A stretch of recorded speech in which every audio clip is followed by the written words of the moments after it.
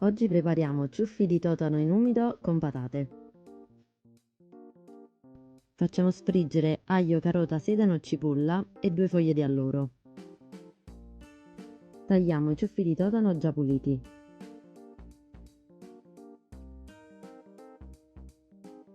Aggiungiamo i ciuffi di totano e facciamo rosolare per qualche minuto.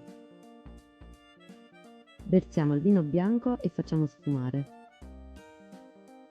Aggiungiamo le patate a cubetti, sale e 2 mestoli di sugo pronto.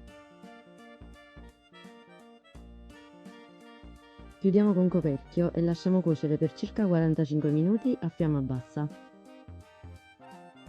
Infine togliamo le foglie di alloro e aggiungiamo il prezzemolo tritato. Serviamo con crostini o bruschette. Un piatto delizioso, dovete assolutamente provarlo e farci sapere nei commenti se vi è piaciuta questa ricetta.